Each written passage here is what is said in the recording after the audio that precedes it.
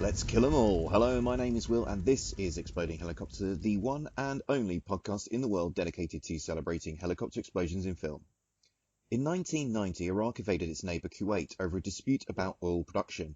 The following year, under the auspices of the UN, an American-led coalition launched Operation Desert Storm to liberate Kuwait. The short-lived conflict that followed, the Iraqis surrendered 100 hours after the operation began, provides the backdrop of the movie we're looking at on this show. Arriving 5 years after the end of the conflict, it was the first major studio film to centre on the Gulf War. So our film today is 1996's Courage Under Fire.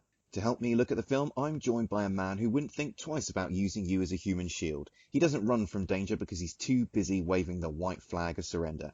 Joining me once again is my good friend Dara. How you doing, buddy? Not too bad. A cheese-eating surrender monkey. I've been known to be called that in the past. You're definitely not somebody I would be looking to as the first line of defence for this country. What? That's a slur on my manhood. Now, it's been a while since we did a show, and I have to say I've had to work quite hard to pin you down for to this particular date. And I have to say it's almost as if you're not really interested in exploring the cinema of exploding helicopters, Dara. Well, I'm getting busier and busier by the day, Will. I've been out of the country here, there, and everywhere, and as much as I like to help you out with your this innocent pastime, I do have other things on my plate. Well, what I think people need to hear from you now is a public vow of commitment to this project. I will do at least one more Exploding Helicopter podcast after this one. How's that? I can't say fairer than that. So basically, kind of like a rolling contract basis. Rolling contract, one by one. The next bad film that comes my way could be the last. Well, I think this is going to be an interesting film for us as Exploding Helicopter fans to look at, because I think it poses an important philosophical question about the nature of chopper fireballs. So, Dara, I hope you are ready to ponder the mysteries of our universe with me. I'm going to go deep, deep down. Well, let's not mess around anymore. I think it's time to get stuck into Courage Under Fire. So let's see if Trailer Man can set the scene. Cue the mournful trumpets. A man with questions about his own conduct. Losing a man like your friend Boilar. I've been there. Must now defend the courage of another. The White House has heard that we're considering the Medal of Honor for this chopper pilot who saved a bunch of guys on the down Black Hawk. Naturally, they want it for Veterans Day. Naturally. It's a woman. You didn't know? This is Captain Karen Walden. She's the first woman in history to be nominated for a Medal of Honor for combat. While serving in the Gulf War, a lieutenant colonel played by Denzel Washington accidentally blows up one of the tanks he's commanding, killing the crew. The incident is covered up, and Washington is assigned to a desk job investigating whether a female helicopter pilot who was killed in action should become the first woman to receive the Medal of Honor. Washington is under pressure to sign off on the prestigious award by his superiors, who are keen to exploit its PR potential. But as Denzel digs into the circumstances, he discovers that the events that took place might not be quite so heroic. Along the way, he also finds himself dogged by a reporter looking into the incident where Washington killed his own soldiers. Courage Under Fire came out in 1996. Alongside Denzel Washington, the cast includes Meg Ryan, Matt Damon, and Lou Diamond Phillips. It was directed by Ed Zwick, who made Legends of the Fall, The Last Samurai, and more recently, Jack Reacher, Never Go Back. The film was very well received by critics. Rolling Stone called it one of the best and gutsiest films of the year, while the San Francisco Chronicle hailed it as an absorbing moral drama. Interestingly, that high rating doesn't seem to be shared by film fans. Courage Under Fire has a 6.6 average rating on IMDb and a 66% audience approval rating on Rotten Tomatoes, so falling a little bit behind what the critics have rated the film. But Dara, what did you make of Courage Under Fire? I think that's a little bit unfair, those ratings. It's a really well-made film. Got lots of interesting angles, the nature of war, and people's kind of perception of one event can vary depending on their position, depending on their aims. I really enjoyed this film, actually. It's very solid, enjoyable. Got a bit schmaltzy towards the end, but you kind of expect that from From the Americans. Mid-90s kind of film. I mean, I was saying at this time there seemed to be kind of a glut of these kind of courtroom military dramas, Few Good Men, things like that. There was a lot of this stuff going around at the time, kind of earnest films. I really like the cast. I think the cast is fantastic. Very well thought through. Sort of young Matt Damon, we'll talk about him later on. Yeah, it was the twin sort of plot lines going at once, so Washington is sort of enemy fire. He's killed some of his own men and he's been investigated. And whilst that's happened, he's also investigating this, the Medal of Honor, and seeing his own personal life unravel as he's investigating this. So yeah, I really really enjoyed it. The chopper fireball in this is pretty poor. I think it's almost like an inverse. The chopper fireball equation. So the better the film, the worse the fireball, and the worse the film, the better the fireball. I think that is a really interesting question for consideration. So that's definitely something that I think we should pursue in future podcasts, assuming that you are on them. But as for myself, I thought that this was a good film. I find it hard to get excited about it, though. I mean, it's very solid. It's got a good cast. They all do good performances. The story twists and turns quite nicely, and there's a engaging personal dilemma for Denzel Washington's character in it. So it has some really good attributes as a film. But as I say, I did find it hard to get really excited about this. And it's one of those films that, as much as I thought it was very good, it's a sort of one and done film for me. And it reveals all its qualities on a first watch. And it's one of those films that I don't really would ever feel the need to rewatch. Not excited, Will. The amount of choppers in this, I had a semi through this film. The amount of replays of helicopters flying around the sky and crashing from various angles. I think you're a bit jaded in your old age. What's going on? Maybe I am. Maybe I've just watched too many of these films. I just need more. I need Michael Bay to make the ultimate sort of helicopter movie. Be careful what you ask for, is all I'm going to say. Now, I think the central theme of this movie is honesty and people's desire for the truth, and conversely, the corrosive effect of lies and dishonesty is what is shown in this movie alongside that. And that tension is most clear in Denzel Washington's character, who is struggling with his complicity in covering up this friendly fire incident. But we also see it with the other characters in this movie. How do you think the film sort of handled those aspects? Did you find their responses believable? Yeah, it's a very good point, actually. Very good analysis, because you see someone like Matt Damon virtually turn into sort of a husk of a man, because when he initially is interviewed, he says that Meg Ryan's character was very heroic, and basically as he kind of covers up. I don't want to give too much away, but he covers up what actually happened during that incident and the part that certain people had to play in it. And as the film goes on, he starts off quite fresh-faced and healthy, and by the end he's kind of drug ravaged. He actually had to he did a bit of method acting to get into the roles. One of Matt Damon's, I would say, is probably his breakout role, where he really got noticed, because he loses a ton of weight in this film. By the end, he really does look ill. He looks like a drug addict, and he had a really intensive diet during the film. He lost that 40 pounds, that ran like 12 miles a day. So you see a visual impact in keeping these sort of lies inside. And also the same with Lou Diamond Phillips, who an 80s stalwart you don't see much of now. Basically, he is driven to suicide because he can't keep this secret any longer. He's basically done the unspeakable things in war in order to stay alive. And it's not that he can't live with the secret. It's because for Lou Diamond Phillips' character is that the truth will finally come out about himself, isn't it? That's what drives him to suicide. Well, I suppose it's the impact of his deceit, because he's basically either going to be sent to prison. I don't know what they do. They have military prisons. So he'll be in there for a very long time. Yeah, I guess he's not coming good like Matt Damon eventually does, and so does Denzel Washington's character. He's kind of, I suppose, evidence that the fact that he is a bit of a coward, and he's taken the coward's way out by not fronting up and just thinking of taking his own life. It's quite dramatic. I've seen some reviews where they think that's a little bit of a Hollywood kind of end to a certain plot line, him smashing it headfirst into a train. But I found it actually quite dramatic. Well, on Lou Diamond Phillips' suicide, that was one bit that slightly puzzled me about this film, because I didn't quite understand his motivation for basically telling Denzel Washington's character that the story of Meg Ryan's heroism, I don't know why basically Lou Diamond Phillips just didn't stick to the story. To his story. Yeah, because maybe because he was getting badgered so much, maybe. But what part of his version of the story was going to make Denzel Washington character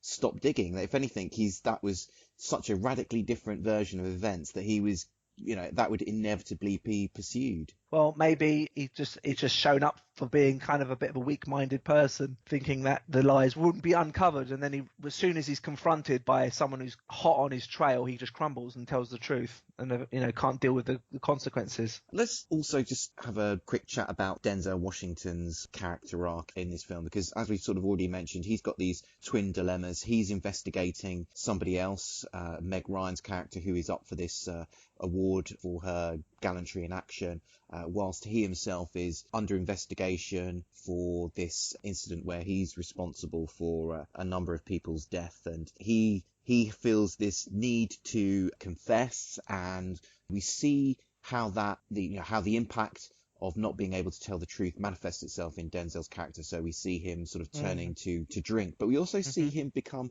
estranged from his wife and family.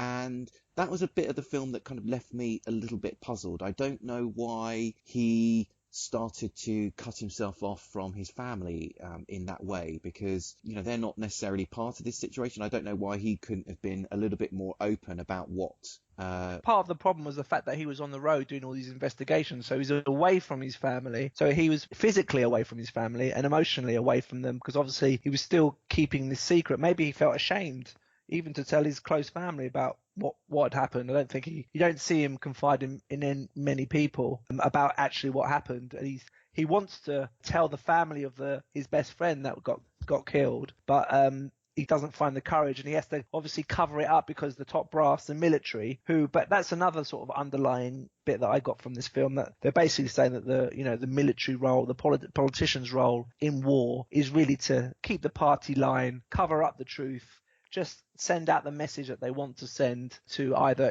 family members of the deceased or to the general public. That's a big bit that I got from this film about sort of deception in war. Now, we should also talk about the film's structure, and we learn about Meg Ryan's actions through flashbacks told from the perspective of different survivors. But it's over an hour before we get the turn in the plot, and we realise that the incident Washington is investigating isn't as straightforward as we've been led to believe up until that point. And I wondered if that was the right moment for that to happen. I wondered if that plot turn needed to happen a bit earlier. I don't know if you agree with me on that. I don't know. I thought it was about in the right place. Although they had to build up to it, and you are taken a little bit aback by the fact that people's stories in the same incident can vary so differently. I thought it was fine where it was. I mean, this might be the one and only time we mention Kurosawa in the Chopper Fireball podcast, but they've taken this plot device from the Kurosawa's film Rashomon, and it's been used in various different films, so various characters having subjective but alternate views of the same incident. I thought that was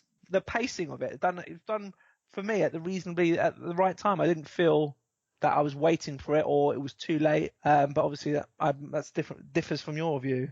Yeah, I mean, I found it an engrossing enough tale, but it just really did strike me as very noticeable that as soon as that plot point came up, I checked what the run point was in the film, because I just thought, blimey, we're really deep into the film before this has come along. It is pretty much comes at the hour mark, and this is a 2-hour film. And I guess it's a testament to the skill of the filmmaker that I'm still engaged enough with the film up to that hour point before actually the most sort of significant plot point is revealed. I just thought it was very noticeable that it was so deep into the film. He has to explain sort of Washington's motivations first before he uncovers the second part of the film. The main bit that takes us to the end. Obviously, Washington is so adamant in getting the truth out because he's himself had to cover up his own lies from the friendly fire incident. So you're getting the motivations for Washington's character bedded down before you start unraveling the mystery of the actual helicopter incident. Yeah, I would agree with that because this is quite a packed film. There's a lot in this film because as we've spoken about, you have these two parallel storylines going on. There's this story thread with a reporter played by Scott Glenn, which is in the film. And I think, as you're right in saying that Ed Zwick as the director needs to set all of these things up in order for Denzel's character's actions to make sense. I do think, though, that going back to Denzel Washington's wife and his relationship with his family, I do feel the wife character is a little bit one-dimensional. Yeah. And I still believe that part of the film just isn't as strong as the other areas. And yeah, it's a bit weak. Yeah, I think that suffers because he's got these other plots that they have to work. So I think they get, understandably, they get a little bit more attention than that particular story thread. Yeah, I think that's probably why it hasn't got such high reviews. It's a little bit flabby in places with all these things going on. But Courage Under Fire has a really good cast, and there are a lot of big names in this film and a lot of very recognisable character actors in supporting roles. But probably the most interesting one to talk about is Matt Damon, and this was something of a breakout role for him. And what did you make of him in this movie? I thought he was brilliant. He was really good. I mean, Does Matt Damon get a hard time from sort of general film fans? I've always really liked him. I like pretty much all the films he's ever done. He's always watchable. There's always something sort of going on. He's really, really good in this. He's obviously trying to make his name for himself in Hollywood. I mean, I read an interview where he was saying that there was quite a few actors in Hollywood, young actors at the time, and he wanted to kind of put his stamp down. I think that's why he did the ultra method acting, losing all the weight. And he was saying basically he wanted to feel Matt Damon's character is obviously ravaged by guilt and also by drugs in the film, because he basically after covering up the lies about what actually happened, he can't handle it, and that takes to drugs. And he really does look terribly ill when you see him being interviewed for that first time by Denzel Washington. And I really liked his performance. Well, I thought the most interesting thing about Matt Damon's performance in this film was that you get to see him with his original teeth. I don't know if you noticed them. They are basically giant yellow tombstones in his mouth. I haven't really looked at in great detail into his dental records. Is that what so he had his teeth done, did he? He's definitely had his teeth done. Well, everyone in Hollywood had their teeth done. It's a depressing, as an Englishman we're good with bad teeth. Our American friends, you can't walk out with bad teeth in America. You would be a pariah. So everyone has to have, these like ultra white gnashers. Yeah. Badly stained. Yeah. We don't give a shit in England. This is where it is. We are what we are. And let's have a look at some of the other actors in this film. And there was one actor who immediately jumped out at me. I'd be interested to know if you picked up on him as well, Dara. But Bronson Pinchot, I think. Oh, yeah. Oh, yeah, this is a man close to any fans of the 80s films or 80s TV. This is a man who should be close to their heart. I think he played, was it Balky in Perfect Strangers? He was Balky in the legendary Perfect Strangers. Yeah. What nationality was Balky, do you reckon? He was a made up nationality. So I think he was meant to be from somewhere sort of in the Mediterranean. That was the idea, but it was a made up country. Okay, like a Greek Mediterranean. Yes. We're talking about okay. Yeah, so he was amazing in that. Obviously, people will know him as Serge Axwell in the Beverly Hills Cop films. A great character actor. He kind of tones it down in this one. He could have. I was a bit disappointed he didn't have an accent, because pretty much every film he's in, he's got an accent. He is just playing it reasonably straight as a kind of slimy 80s White House exec. So I was a little bit disappointed that he wasn't ridiculously outrageous, because that's what I'm used to. Has he been in anything lately, Will? You keep up to date with what these 80s actors are doing? Yeah, he's doing a lot of television stuff at the moment, so he's getting steady employment. But yeah, he's drifted out of the movie world and seems to be mostly in TV series these days. But Does he still look good? Does he still look as good as he did before? He's aging well. Well. Fine. He had a fine head of hair. He certainly did. It's a little thinner. It's not quite as dark now, but he still looks, recognisably as as the sort of the figure we came to love in the 80s. But Okay, that's good to know. I hate to break this to you, Dara, but as part of the sort of the research for this, I went back and watched a little bit of a few episodes of Perfect Strangers. Don't apologise to me. This is music to my ears. Yeah, but I've got bad news for you. Oh, it's bad, is it? It's not dated well. Oh no. I don't know what on earth I was much younger in those days. Yeah, I love that program. What hasn't dated? It's just really laboured, stereotypical American sitcom type thing. Is it racist and sexist? Because I'm fine with that. I think it gets away with it because he's from a made-up country, and obviously the premise of the premise or kind of the central part of the comedy of the program is that supposedly, I can't remember the guy's sharing a flat with is supposed to be sort of teaching Balki about America and sort of how to get around sort of socially, but obviously it's Balki that ends up having to get him out of particular situations or that he finds himself in. So I think that the fact that Balki is sort of saving the day in many respects, you do laugh, there are obviously jokes at him, but you're also laughing with him a lot of the time. So I don't think it's something that needs to be sort of consigned to some sort of toxic cultural dustbin. Well, it's not. You don't ever see it repeated, so maybe that means it was bad to begin with. Was there anyone else in the cast that caught your eye that you wanted to mention? A couple of people that are, faces ring a bell. Ken Jenkins from Scrubs, who plays the kind of mad leader of the mad sort of chief doctor in Scrubs. He's in it. Doesn't have a big role in it, but it's always nice to see him. You've got Gabriel Stokes from The Walking Dead and The Wire. And obviously Lou Diamond Phillips, another 80s, this is legend. The 80s legend. And probably the highlight of the film for me was Lou Diamond Phillips in a jockstrap, pounding himself down in the changing room whilst being interviewed. It's so 80s that I enjoyed that quite more than I should do, in fact. Yeah, I mean, he's pretty buff and ripped. He's good, Nick. Yeah. Now, Will, because I like to. It's a game I like to play sometimes. When I see an 80s film, I like to use Wikipedia and just check out what these people are doing. Now, like the guy in Soul Man. Now, what's he doing now? A lot of them just either like Rick Moranis, just disappear and look after families. But have you seen Lou Diamond Phillips in anything lately? I have, yes. So what's he in? He's in a TV series called Longmire. Right. Which is actually quite a decent TV series. It's basically a detective type series. Okay. But that's what I've seen him in recently. All right. Well, it's good. It makes me feel gives me a nice warm feeling inside when I see that these actors still have employment. They're still able to pay the mortgage. I think, he's definitely paying the bills. Okay, that's good. Now, this was Hollywood's first major film dealing with the Gulf War, and it kind of came along about 5 years after the conflict ended. And that's very different to what we saw during World War II or the Korean War, where films were made contemporaneously and certainly, continued to be made in the immediate aftermath.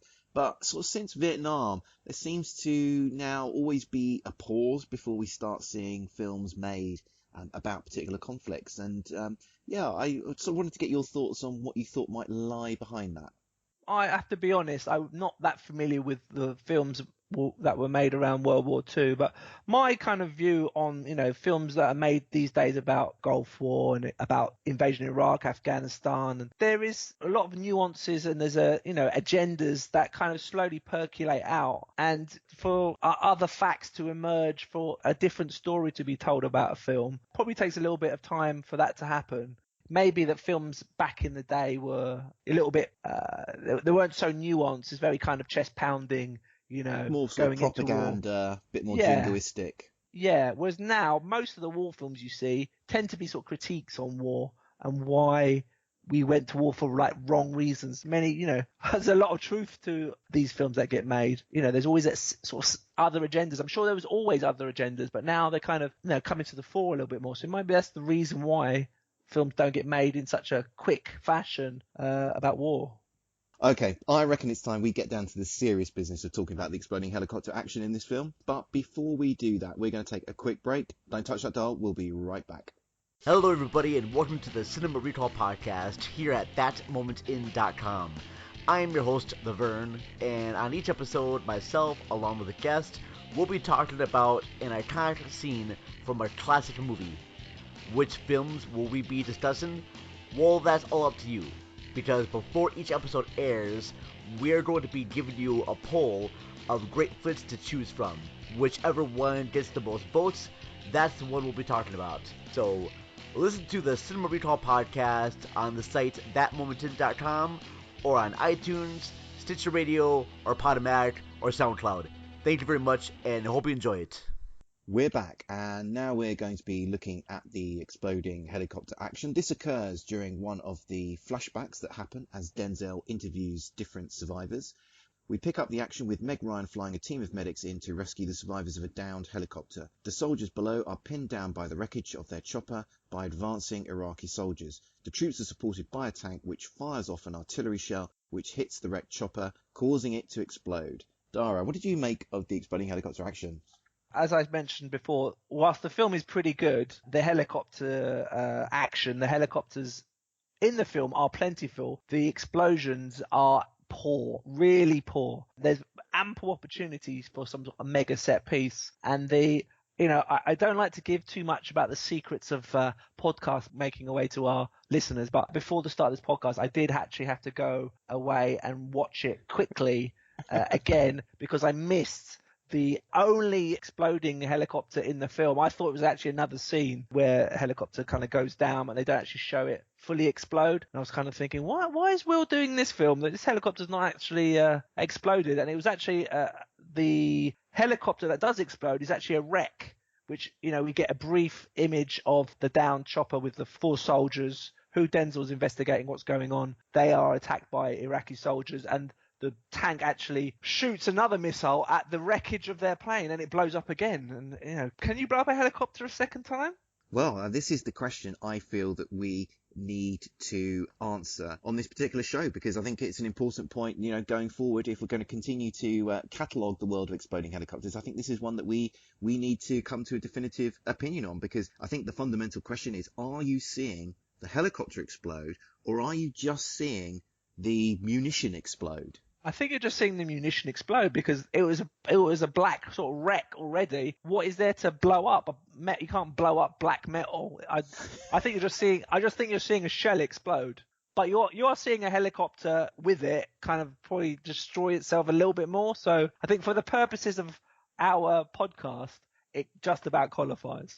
Well, I would be inclined to agree with you, not least because we've already spent, best part of half an hour talking about this wasting film. Our lives. So we're going to be we're not going to be aborting this podcast at this late stage. So we're counting it, goddammit. But we're committed now. we're fully committed. So I think it needs to count for that reason, if no other. But this, I would agree with you. This is not the world's greatest exploding helicopter. It's far too brief. Going back to a point that you were making earlier, but there's some very good helicopter action in this film, and I actually enjoyed some of that more than I enjoyed the exploding helicopter. So the scene where Meg Ryan's helicopter gets damaged and starts spiraling towards the ground, I really enjoyed that because they're giving out the mayday over the radio. There's an alarm going off. There's quite a lot of tension. Are they going to go down? Are they not going to go down? That's quite good. That could have ended with a nice exploding helicopter and it just passed by a mountain and you just sort of slide on the sand. Really poor. Really, really poor. Well, I think you have already mentioned another important point that we need to continue to monitor, which is the relationship between the quality of the film and the quality of the exploding helicopter. And I don't know if you can cast your mind back to some of the other films we've maybe done in review on the podcast or maybe on the website where that might evidence this view. I mean, have we seen a really good film with a really good exploding helicopter? I'm just trying to think. I really like Die Hard as a film, one of my favourite films. The helicopter in that is not bad. It's not amazing, is it? No, it's not amazing. Just trying to think. Amazing. So we watched Austin Powers recently. That was a really good exploding helicopter, but the film was terrible. Yep. So that's what else? evidence of this inverse relationship. So This is what I'm saying. So yeah, maybe it's backing up my argument, really. Mm. Maybe our listeners can, come back to us and tell us of a film that's not only great but has an great exploding helicopter. I'll be interested to hear. Yeah, I mean, I know I'm a self-proclaimed expert on exploding helicopters, but unfortunately, my ailing mental faculties mean I'm really struggling to think of films which are good and that have good exploding helicopters in. I can't. What about Predator? Predator's a great film. It's a great film, but it's not. I mean, it's not it's not a great exploding helicopter. No, it's not. Serviceable. It's enjoyable. I don't know. I think you're onto something. I think we might have got it. This might be the way that we choose films in future. Yeah, but you don't like doing the bad ones, though. I don't. It's true. Are you willing to sacrifice ever seeing a good exploding helicopter, but to only watch good films? Oh, this is probably my life's conundrum, Will. My life could go in different. This is the sliding doors of the helicopter world. Are you going to take the blue pill or the red pill? Oh, I can't. This is not a decision I can make over the airwaves. I need a night to sleep on it. I'll have to let you know. Okay. Well, I'm going to let you ponder that question, Dara, because I think it's time to pin a medal on the chest of this podcast and declare this broadcast over. Dara, thanks for coming on the show once again. Been great serving with you, Will. Don't forget to check out the Exploding Helicopter website for old school written and witty reviews of films with explosions of the helicopter variety in them. You can also find us on Twitter, Tumblr, Facebook. We're on the internet. Just find us, for God's sake. We'll be back soon, but until then, keep watching the skies for those exploding helicopters.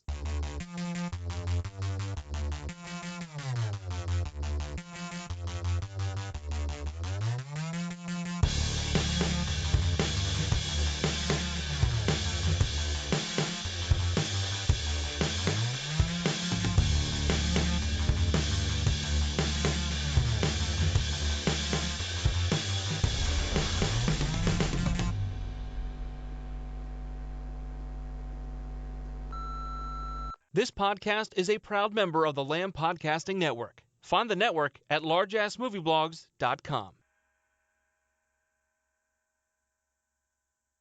I'm fine. My name is Serge, and how can I help you?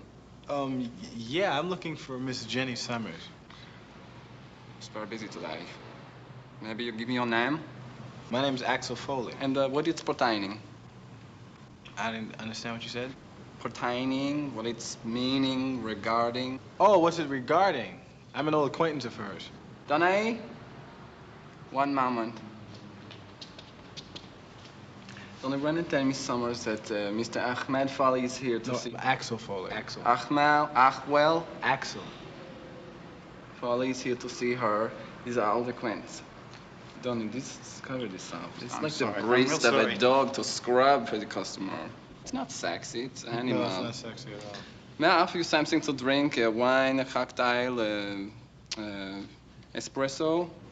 No, I'm fine, thank you. I'll make it myself right back there with a little lemon twist. It's good. Try it. No, I'm fine.